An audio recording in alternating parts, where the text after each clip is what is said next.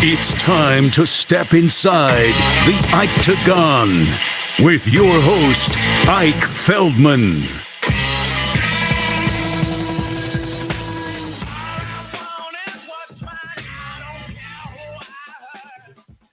Yo, yo, yo.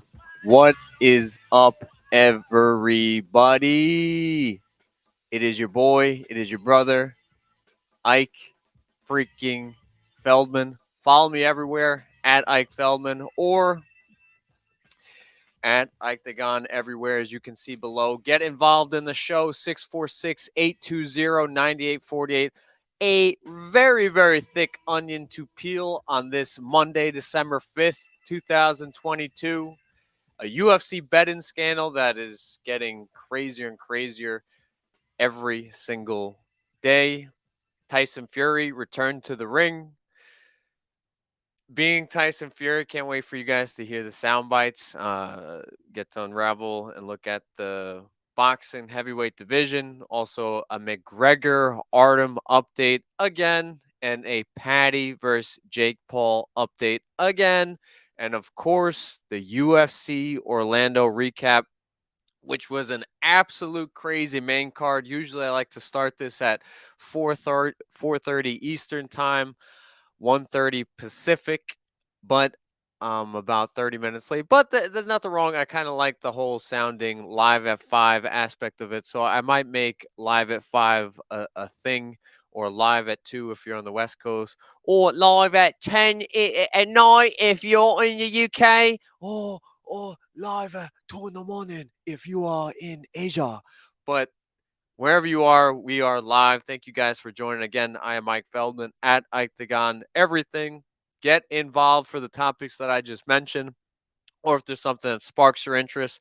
Also going to be doing the mixed martial arts or combat sports movie or content of the week. This week, I'm watching Cinderella Man. I'm going to give you guys my review on a future episode this week, so stay tuned for that. Throw your suggestions. I have not seen Vision Quest.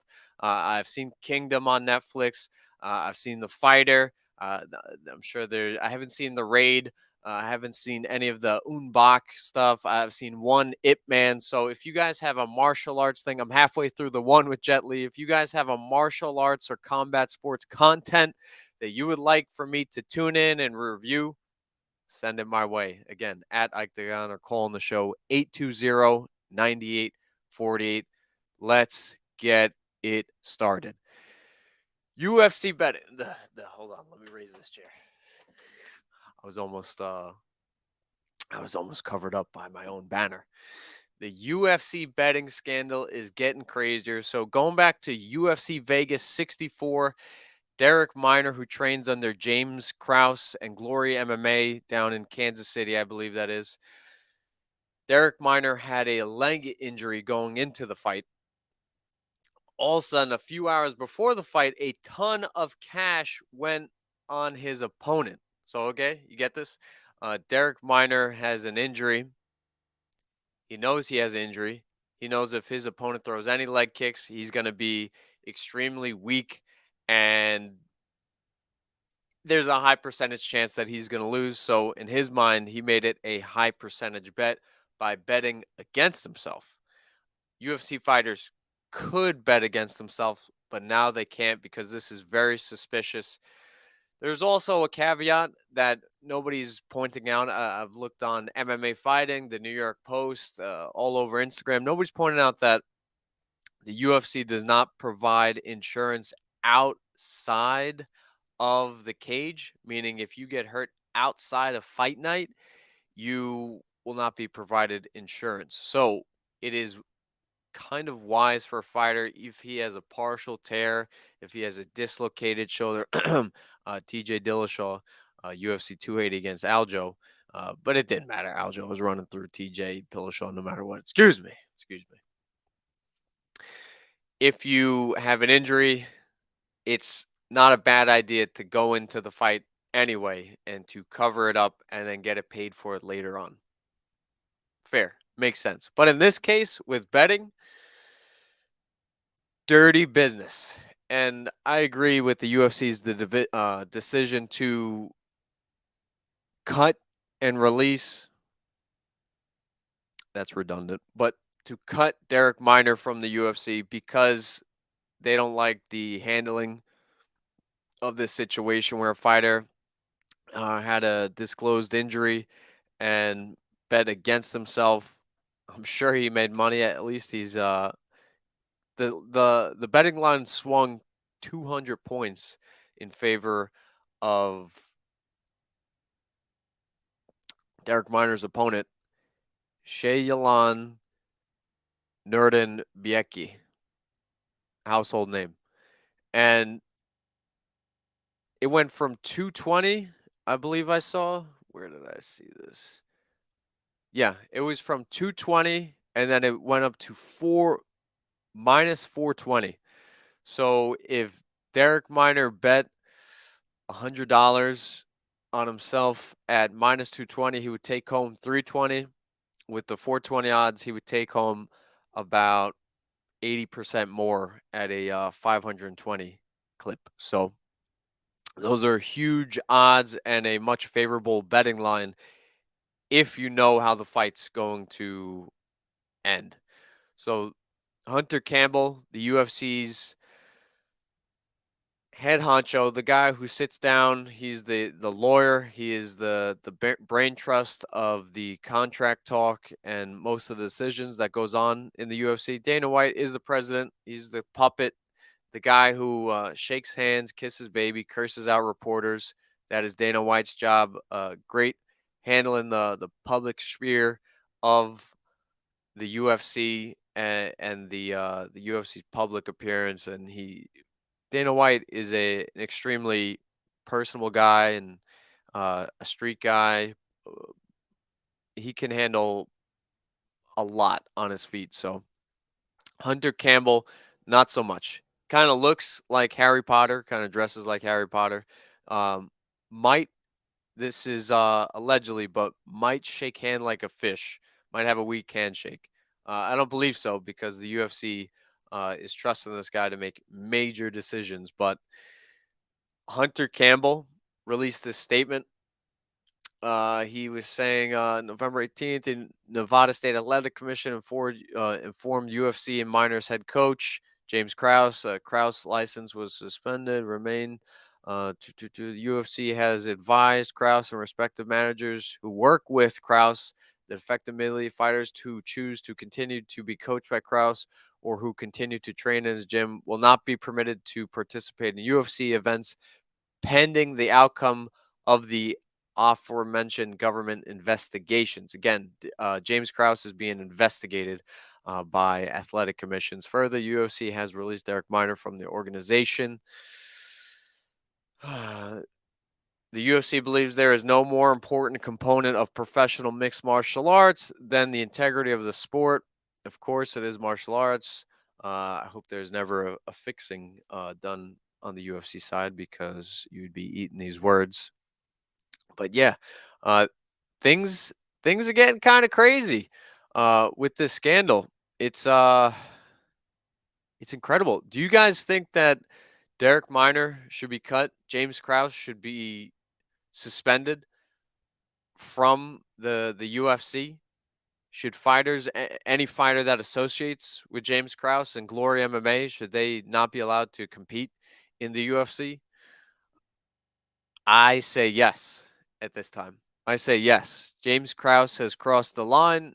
If he was pending the investigation, if he was informed of this injury, which I mean, he's a head coach. I'm sure he knows exactly what his fighter's eating. I'm sure he knows exactly what Derek Minor's farts smell like.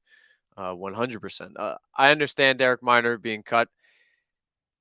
So what? He's got to go to a different organization to build himself back up. So what? If we saw anything about a fighter building himself up, look no further than this past Saturday, where Jared the Monkey God Brooks was released from the UFC, a former UFC flyweight fighter, now a one championship flyweight champion. He took the long, hard road and he built himself up, and now he's an international champion. And nobody's working harder than this guy at flyweight. You love to see him get another crack at the UFC. He's beaten and dominated everybody at one and has looked phenomenal in doing so. And one is not to be disrespected. They also have Mighty Mouse, who is a legend in the UFC. You also saw Jared Brooks, what he did to Devison Figueiredo in Brazil many years ago before he was cut. So this is not the end for Derek Minor, but it is the end for Derek Minor in the UFC right now. I hope he made enough money in that bet to satisfy, to cross the T's and dot the I's for what life lies ahead for him. It's going to be unlikely that the UFC covers this leg injury that he really, really, how would I say, really cut deep in this past weekend. Yeah, he went to the fight with injury, but getting kicked 5 times in the injured, excuse me, a couple weeks ago, getting kicked 5 times, I'm sure it did a lot more damage. And you would hope the UFC could maybe cover the injury cost and the hospital bills, but that seems highly unlikely. What is extremely likely is James Krause is going to have to also take the long, hard road back to the UFC into their good graces. He seemed like he was a company guy, and the fact that he was fighting on short notice, he was traveling ridiculous amounts of times to support his fighters, to be on site in the UFC Apex or fights around the country or the world. James Crouch is a worker, no doubt. I believe he's starting a podcast. I don't know if that was some type of joke that somebody put together online, but James Krause is a guy that is always moving forward. So I have no doubt that James Krause will land on his feet. And because of this scandal, the UFC, they will no longer they have no longer for about 2 weeks now for fighters to bet on themselves. So I hope everybody can understand this is bigger than any individual fight. This is the integrity of the sport, as Hunter Campbell laid out in his email. So you hope Derek James can bounce back, spin it forward in a positive way. We got some action, though, in the ring this past weekend. Tyson freaking Fury looked phenomenal. Put it on Derek Chisora for a third time. Fought him in 2011. Fought him a second time in 2014. Tyson Fury looked crisp, looked clean. Beautiful 1-2s down the middle. Beautiful rangy work. The way he used his post and his lead paw in hand to line up Derek over and over and over, led to a 10th round stoppage. So Tyson Fury looked phenomenal. The fight that everybody's waiting for is still intact. But first, Tyson Fury paid respects to Derek Chisora in only a Tyson Fury way. Oh, Derek Chisora! Oh, Derek Chisora! Oh, Derek Chisora! Oh, Derek Chisora. Yes, Tyson Fury is the man. He paid respect to Derek Chisora. Tyson Fury's been on a tear, has not lost in his career, still is undefeated, has that one draw in 2018 against Deontay Wilder, but in between the Wilder fights, Otto Wallen, Tom Schwartz, Dillian White, now Derek Chisora, you can imagine that a huge, epic career, new level setting fight is on the horizon for Tyson Fury. And I'm talking about a Anthony Joshua or an Alexander Usyk. Where's Alexander Usyk, the rabbit? Hey, rabbit! Usyk, you're next, little bitch. You're next. You are next. Me and you, sucker, next. Little bitch. Me and you. You getting it, little sucker? Rabbit. Pussy. Look at it. 15-stone little midget beat a bodybuilder. Well, I ain't a bodybuilder, sucker. I'm going to write you off. I already done one Ukrainian Klitschko, didn't I? And I'll do you as well, Gappy Teeth. You ugly little man. You ugly little man. Two things. The bodybuilder that Tyson Fury is referencing that Usyk beat, if you're not familiar with boxing and the heavyweight division, you should be. Boxing is at a phenomenal time. The lightweight division, the 135ers, and the heavyweights are just on fire. It's a phenomenal time to be a boxing fan. The bodybuilder reference that Tyson Fury makes is about the Anthony Joshua that Alexander Usyk beat twice. And the second thing about this call out, it's not like Alexander Usyk is on the 5th row, the 1st row, or 10th row away from Tyson Fury. As he's doing this call out, he's about 30 inches away from the eyeballs, eyes to eyes with Tyson Fury. Doesn't say a word, has a very stone cold smirk on his face. Seems like he's looking into the soul of Tyson Fury. Seems like he's zoned out everything.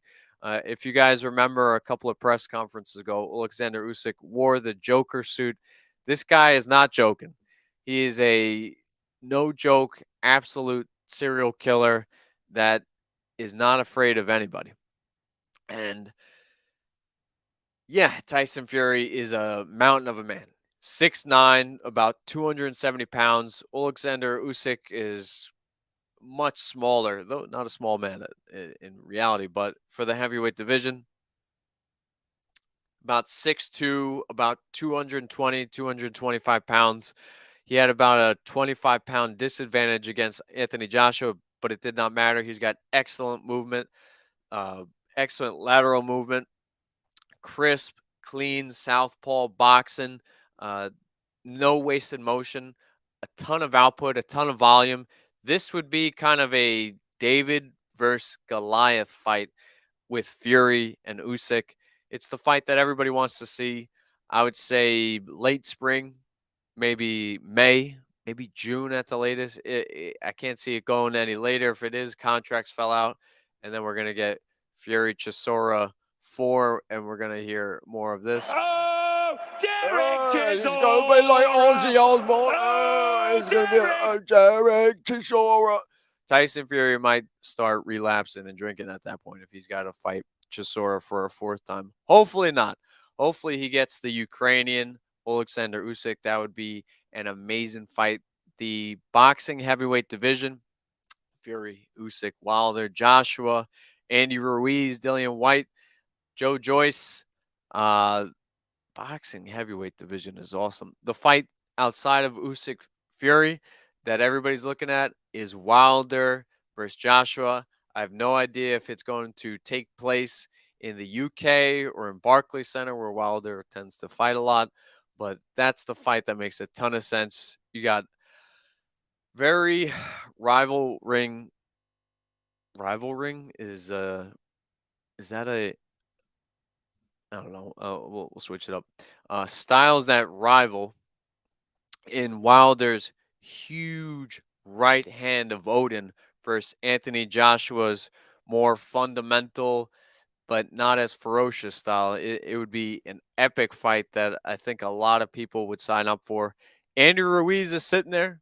Could you see Andy Ruiz versus Deontay Wilder or Andy Ruiz versus Joshua 3? That could be interesting too. The winner faces the winner of Usyk Fury, but as boxing knows, there's always a rematch clause, so that might be a year away for Ruiz to get in the mix. But boxing heavyweight division is awesome. I had a banner for this. My mistake. That was there. There. I could have put that there so you guys could have understood what I'm talking about. But if you aren't paying attention, boxing heavyweights division is on fire. Boxing's lightweight division is on fire. You got Lomachenko, Teofimo Lopez, who's fighting very soon. George Kambosos, Devin Haney, King Ryan Garcia, King Javante Davis. I know he goes by Tank, but he is a king in his own right. There is a lot brewing in boxing. It is a great time to be a fan, and I'm very much enjoying my time getting involved in the boxing world. I had my second boxing fight this past weekend. Again, thank you to Kid Marvelous for being a marvelous teammate and coach, training partner, friend, brother in arms. I really appreciate you helping your boy out and being very supportive, technically, emotionally, spiritually, just being that that big brother in a sense. Though I'm older than him in his own right, he's kind of teaching me uh the game that I'm loving to learn, which is boxing. And it was a fun weekend. I did not get the win, but I did learn another lesson, which is called, I don't know if you guys have ever heard this thing, it's called defense. And you should use it if you are boxing. It took me till the third round where I actually threw up my hand and I go, oh, he's landing on my hand instead of my face. I should probably use defense and my hand a lot more. So thank you, Justin, Kid Marvelous, for the support. Thank you to my opponent, Lou Ortiz, for uh, making me have to get better, making me have to earn it. I thought I could just walk in there, sprinkle some fairy magic dust, and I could get the win. But I'm going to have to go back to the gym this week and keep grinding in hopes of maybe we meet down the road in a rematch. 3 times might be too much, but a second time, if I could see somebody for a second time in my amateur career, that'd be pretty fun to see who made the adjustments, who didn't make the adjustments, and where you are at the different points in your lives. So, great experience as always, and always a fun time. Now back to our regular scheduled dungeon talk with Conor McGregor and Artem Lobov. Holy moly! Where we let off was Conor McGregor and Artem Lobov. McGregor was challenging Lobov to a fight, and we actually have the audio recording of that. Uh, Here we go. McGregor calling out Artem Lobov in his own words. This is a call out to Artem the Fanny, Fairy Pad, Lobov. I'm challenging you to a fight tonight, 10:30 p.m. I'll meet you down at SBG Concord and we'll fight for the whole lot. We'll fight for the whole lot. Going through having lawyers message me about defamation and all this soon and all. You're a little blouse, mate. I'll see you at SBG Concord tonight, 10:30 p.m. and I'll fight you for the whole lot, yeah? Answer this call out, yeah? You little blouse. Artem is a waffler, na na na na, hey, na na na na, hey. Artem is a waffler, people. na na na na, hey, na na na na. Oh, Derek Chisora! Oh, Derek Who did it better? This is a call out to Artem the Fanny, Fairy Pad, Lobov. Where is it? Let me. Artem is a waffler, na na na na, hey, na na na na, hey.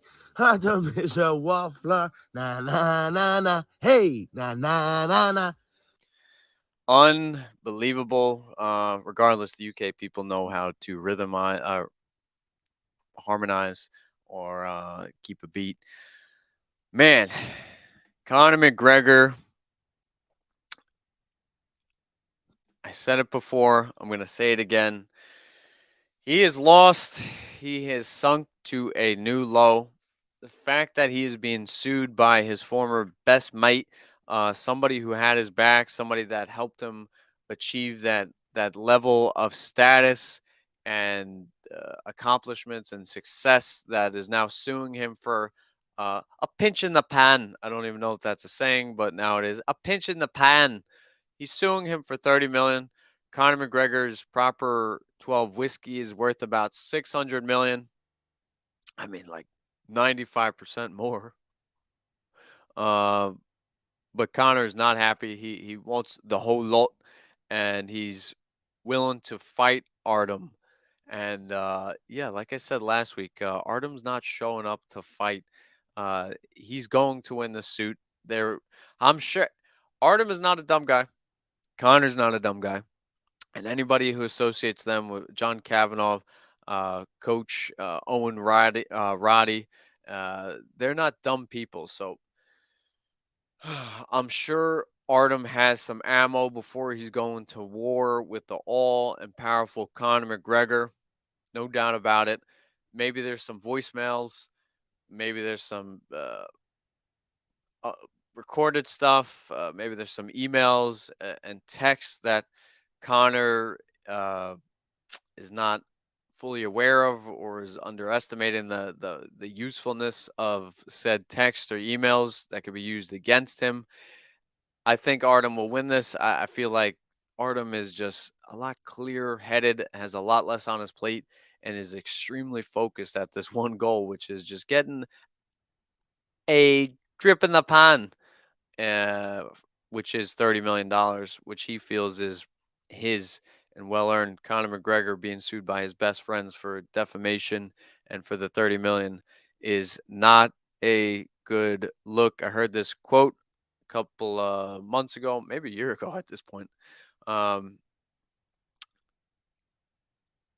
It's not worth winning and getting to the top if you screwed over people along the way. And again, I might be chopping this quote up, but if you screwed over people along the way and you get to the top, then you will have nobody to celebrate with.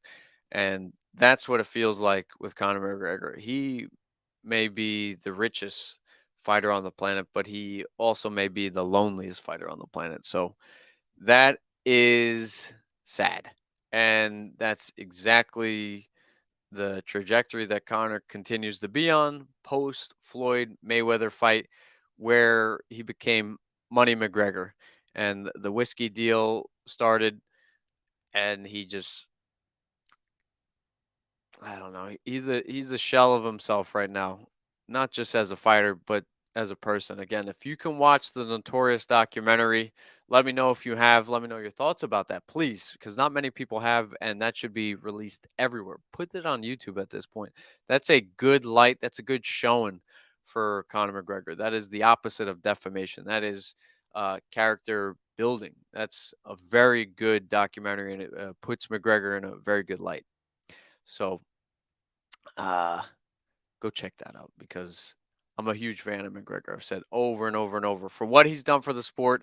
Very appreciative of it. He got the sport to ESPN, got the sport sold. The sport's much bigger because of him. People try to follow and copy Conor McGregor, but they cannot. People tried to uh, replicate his style of press conferences, but they cannot. Conor McGregor is a once in a generation talent as well as showman, and that cannot be underestimated and disrespected in any regard.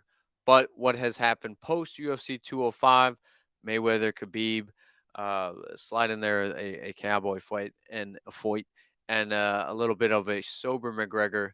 There's a lot of mess going on with the suings, uh, slapping somebody's phone out of him out of somebody's hands in Florida, getting in trouble with that, punching a DJ in Italy. Nah, nah, nah, psh, nah, nah, nah. Psh. Hey, what did he punch him for? Like he's like, let me fucking DJ, and the guy's like, no, I'm I'm the DJ. I'm a DJ. And yeah, an Italian and Irishman walk into a club. And if you also look at Conor McGregor punched the old man, that was probably the worst of it all. I think because the guy had Jameson. That's the rumor that the guy had Jameson in his hand, and McGregor offered him proper 12 whiskey, and the guy said, "No, I'm good." And I think Jameson gave that guy either a lifetime supply of Jameson, or they promoted him. Jameson also flew Max Holloway to Dublin for a free trip, and gave him a tour of the country. So it's funny. Jameson is Jameson may be Conor McGregor's biggest opponent, not Artem Lobov or lawyers at this point. Oh my gosh. A fight that is going to happen, not Artem and Conor late night at a gym, but Paddy Pimblett accepts Jake Paul's $1 million challenge to show up for a sparring session. And God bless Paddy, because that's the right decision. It's just a sparring session. Who cares if they make a freaking Netflix miniseries out of this? It's just a sparring session.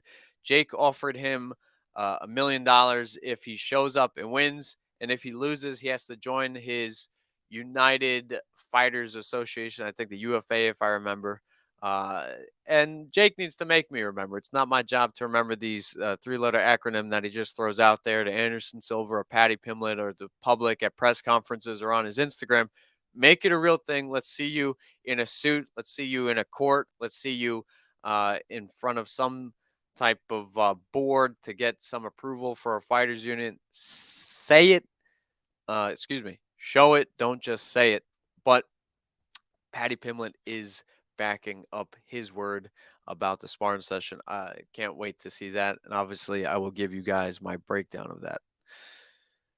Let me give you guys first, though, my recap of UFC Orlando. Stephen Wonderboy Thompson, the evergreen Wonderboy Thompson. I think he just turned 40, so he is now the Wonder Man against Kevin Chevy Trailblazer, Kevin Holland. He needs to get in a Trailblazer.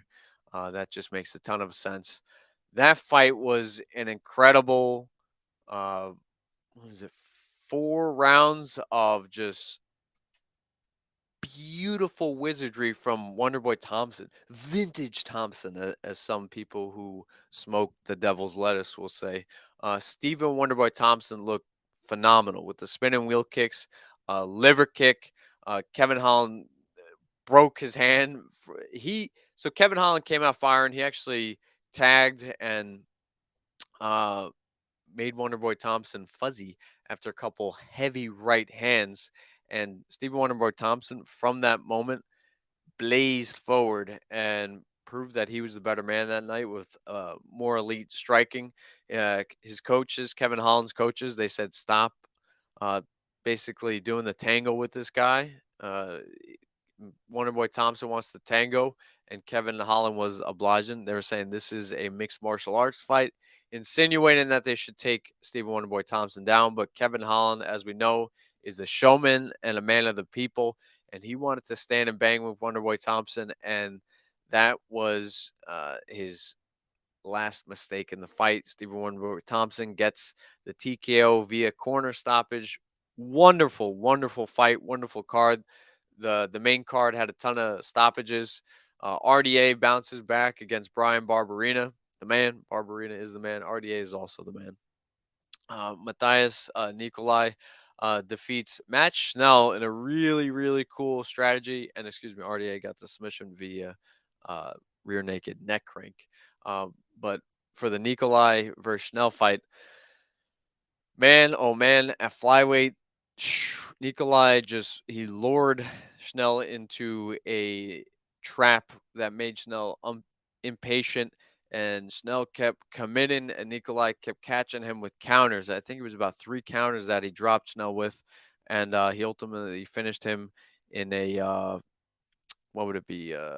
Crossbody seatbelt grip, and just pounded him out with punches to get Keith Peterson to jump in there. So amazing performance from the number 6 flyweight. You probably will see him move up in that division. Really cool celebration. He's got a samurai on his back, and he does a samurai celebration. Matt Snell, nobody should disrespect him. He had an amazing fight in July, UFC Long Island. Probably the comeback of the year, where he was just absolutely beaten and battered early on in the fight, and then was able to turn it around and get a triangle finish. So if Snell got hurt and was finished, Nikolai is an absolute killer and well-deserved. Sadly, Tai Shuivasa was beaten by Pavlovich, a guy who's probably never even wore shoes in his life, via TKO. Sergey Pavlovich looked absolutely dominant. Another big, freaking heavy-handed Russian in the heavyweight division. I think he might be a Team Fedor guy, not exactly sure, but looked absolutely dominant against Tai Tuivasa, who, again, maybe he was drinking the same Kool-Aid out of the shoe that I was. Seemed like he was waiting for some magic to happen, some rabbit to jump out of there and poke Sergey in the eyes, but there was no rabbit in the hat. And Tai just he went down on his shield. So tough fight for him. You love to see him bounce back. He is a fan favorite, no freaking doubt. The one of the craziest fights for me was Jack Rabbit, to stay with the rabbit theme. Jack Rabbit Hermanson, or Jack the Joker Hermanson. Beautiful strategy against Georgia's, not Atlanta, Georgia, the Republic, Georgia, the country. Roman Dolidze, Jack Hermanson with a beautiful strategy. He is always frantic movement, jabs, low kicks, fake shooting takedowns, snatching up a single, bringing his opponent down. Great grappler, great overall game, great gas tank. Not the strongest fighter, middleweights, but just an absolute great game plan early on. And then he got tangled up with Roman Dolidze, and that was the downfall, because who would have seen that? Where Jack Hermanson has top position on the ground and Roman Dolidze is on the bottom, playing around for knee reap, throwing up arm bars, throwing up triangles, and then ultimately turns the knee reap into a calf cruncher and throws up, Google calf cruncher if you have no idea, and then from the bottom and back position, wraps up his hands for gable grip for back position against Hermanson, and then just ultimately lays on top of Hermanson, pressing so much. Again, it's called a calf cruncher, calf slicer, and just Roman Dolidze with just a brutal submission attempt. But Hermanson hung on, but that was not the end, because Roman then freed his arms and was on top, free reign to do everything. Hermanson was in agony before the punches came, but as soon as Dolidze dropped the punches, it was good night, Irene. So great job by Georgia's Dolidze, and he moves up the UFC's middleweight division. Look for him to be in the top 10 of the division starting tomorrow. Another middleweight who looked phenomenal, got it done in very different fashion. Eric Anders looked dominant against Kyle Dawkins. Kyle Dawkins was coming off a surgery, I believe it was with his orbitals, about 6 months ago. Maybe that was a little too soon. Maybe should have waited 3 months, 12 months. But in hindsight, you know, can't question it. The fighter felt good. He took a camp. He trained hard. He looked good early on. Looked like he could figure out Anders, but Anders has the heart of a lion and looked phenomenal. Over and over and over, was cracking Dawkins with an overhand right and a an overhand left and a left down the middle. Over and over, over and over and over. I just burped up some of my Sicilian slice I just had. It was my son's birthday, so I am still digesting. Shout outs to Emilio's of Comac. Very delicious Sicilian. Everything square is amazing in that place. Again, Emilio's of Comac. Love you guys. Yeah, the main card also started off with Philip Rowe versus Nico Price. That fight was crazy. Nico Price with the nonstop psycho pace, the American psycho pace that he put on. Phil Rowe was weathering the storm, got caught early in the third round. Looked like the tide was turning, that Nico Price could potentially get Rowe out of there, but Rowe weathered the storm, stayed in there, landed huge, long rights, beautiful, crisp lefts, and took Price out, knocked him out of there. The main card, TKO, submission, knockout, TKO, TKO. One of the best main cards of the year for the UFC, and another absolute killer combat sports weekend. So UFC Orlando, Tyson Fury versus Chisora. Obviously, the storylines around that, McGregor, Artem, the UFC's betting scandal, Patty and Jake, obviously. But the fights were phenomenal, first and foremost. I think we all tune in for the fights. The sprinkling on the cake. Again, it was my son's birthday, so I got cake and pizza in my mind. Might go have another cupcake. But the core of why we tune in is for the fights, and the fights were phenomenal. So thank you guys for tuning in to another episode of the Ictagon at Ictagon everywhere. IKETAGON. Get involved in the show. Leave a voicemail. Let me know. Here, this is going to be really cool. We could talk this, or we could talk this. We could talk this. We could always talk this. We could talk more of this. There's some of this. We could do that. Leave a voicemail. Let me know. 646-820-9848. I'm your boy Ike. I love you guys. Mwah. Train hard. Love your family. Love your friends. Love your animals. Peace.